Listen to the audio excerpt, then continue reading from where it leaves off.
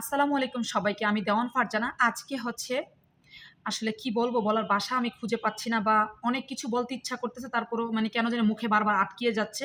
তারপরেও আজকে আমার কিছু বলতে হবে। যেহেতু ভিডিও কনটেন্ট নিয়ে কাজ করি, সব কম বেশি, তো এটা নিয়ে আজকে কিছু কথা না বললেই নাই। ফেসবুকে ঢুকলি, ইউটিউবে ঢুকলি, টিকটকে ঢুকলি, শুধু সব জায়গায় শুরু ডক্টর মৌমিতা, ডক্টর মৌমিতা। মানে কি? এটা হচ্ছে আমাদের পশ্চিমবঙ্গের একটা মেয়েকে নিয়ে কাহিনী। আসলে এই কাহিনীটা আমি প্রথমে জানতাম না। ফেসবুকে আস্তে, আস্তে আমি স্ক্রল করছি, বাট আমি এটা কাহিনী পড়ি নাই। দেখি সবাই দিতেছে। তারপর টিকটকে পরে ভাবলাম না, একটু কাহিনীটা পড়ি। কাহিনীটা পড়ার পরে, এটা বুঝার পরে বিশ্বাস করেন, আমি মনে হয় আধা ঘন্টা স্তব্ধ হয়েছিলাম। আধা ঘন্টা স্তব্ধ হয়েছিলাম। কেন জানেন?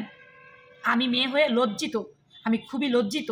লজ্জিত হওয়ার পরও আজকে আপনাদের সামনে কিছু বলতে আসছি। কেন জানেন? আমরা কোথায় নিরাপদ ভাই? আমরা তো দুনিয়ার কোথাও কোনো নিরাপদ নাই। মেয়ে মানুষের কি কোথাও কোনো নিরাপদ নাই? আমি তো চোখ বন্ধ করে পৃথিবীতে আমার বাবাকে বিশ্বাস করি আর আমার হাসব্যান্ডকে বিশ্বাস করি। এখন মনে হচ্ছে ওই জায়গাগুলো হচ্ছে নড়বড়ে হয়ে যাচ্ছে। আপনার বিশ্বাস করার জায়গা কাউকে নাই, আর কেউ নাই। আপনার সবথেকে কাছের মানুষ, আপনার কলিগ, আপনার মেয়ে ফ্রেন্ড, তারাও যদি আপনার সাথে এই কাজটা করে, এর থেকে তো আর কষ্টের কিছু নাই। আসলে আমার বলার ভাষা, ভঙ্গি আমি জানি না আপনাদের কাছে কতটা প্রকাশ করতে পারছি। আমি ওর ছবিটা আমার ভিডিওর ক্লিপে নিচে দিয়ে দিব, একটু দেখবেন। মেয়েটা দেখতে কতটা সুন্দর ছিল। হোক সে আমাদের ধর্মের না, কিন্তু আমরা পরিশেষে আমরা একেকজন একেক জায়গা থেকে আমরা মানুষ তো আমরা রক্তে মাংসে গড়া মানুষ, তাই না?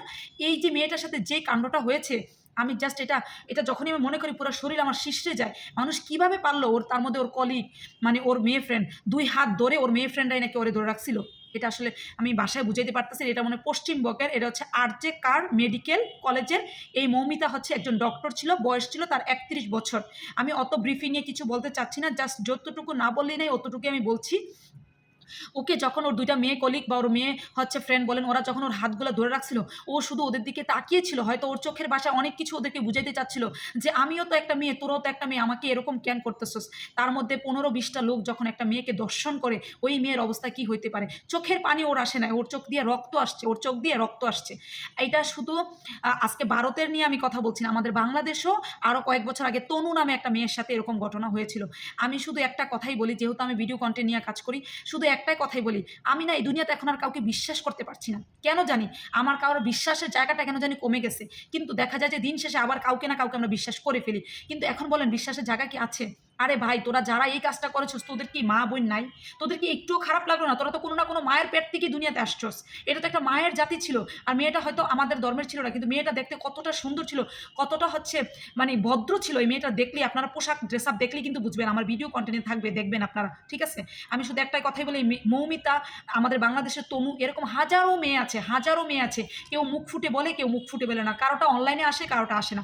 কিন্তু প্রতিটা মেয়ের এই যা হচ্ছে এগুলোর বিচার চাই। সেটা যেই সরকারি যখন থাকুক, এটা শুধু বিচার চাই। আজকে হচ্ছে আমি মুখ খুলতে চাই না, আপনি মুখ খুলতে চান না, অমুক মুখ খুলতে চান না, কেন জানেন? আরে আমার সাথে তো এই ঘটনা হয় নাই। এটা তো হয়েছে ইয়াতে কলকাতাতে। আরে এটা তো আমার সাথে না, এটা বাংলাদেশে অন্য আরেকটা জায়গায় হয়েছে। আরে ভাই, আমার সাথে তো কয়দিন পরে হইতে পারে। তার কি গ্যারান্টি আছে? কারো তো এখন বিশ্বাস করতে পারছি না এই দুনিয়াতে, তাই না?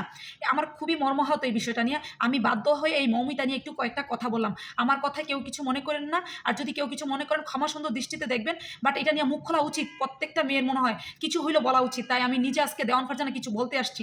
আমার আজকে এটা নিয়ে বলতে গিয়ে আমার বারবার খুব খারাপ লাগতেছে। আমি আজকে ২-৩ দিন ধরে চিন্তা করতেছি আমি কি বলবো, কি বলবো? আসলে আমার বলার ভাষা পাচ্ছি না যে কি বলবো। তারপরও বললাম, আমি মৌমিতার বিষয়টা নিয়ে, এই ডক্টর মৌমিতার বিষয়টা নিয়ে খুবই লজ্জিত। আমি মেয়ে হয়ে এত বেশি লজ্জিত। তোমরা পারলা কিভাবে একটা মেয়ে হয়ে একটা মেয়ের সাথে এই কাজটা করতে?